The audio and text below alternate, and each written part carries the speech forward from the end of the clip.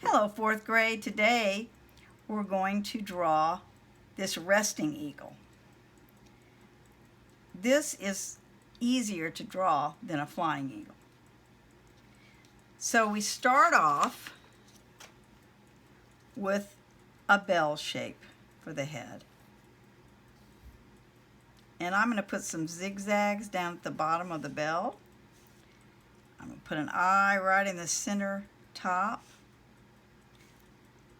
And the beak is more curvy than a flamingo beak, but the mouth top goes all the way back under the eye, believe it or not.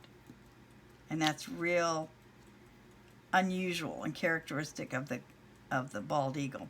They also have sort of an eyebrow, as said before. It keeps the sun out of their eye and protects their eye. The next shape I'm going to draw is a nice long teardrop, and that can be heavy. If it's thicker here, you don't have to draw these extra lines. Then some wings. That one I'm just going to put a little line in there. You make it adjust to what you want it to look like. Feet.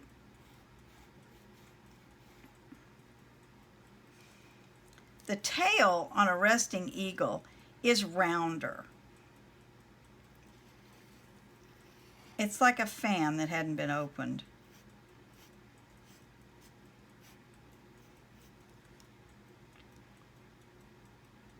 All right, now you can put a little branch, zigzag it.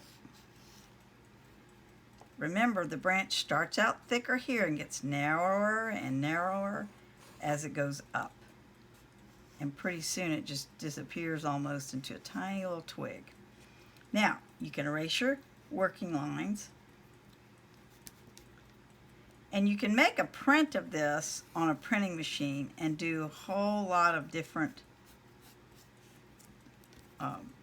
colorations.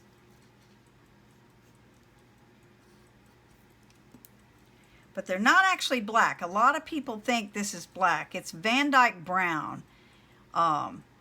It's very dark. In fact, you could mix some very dark brown with some purple and you'd get the more true color. So there we have it.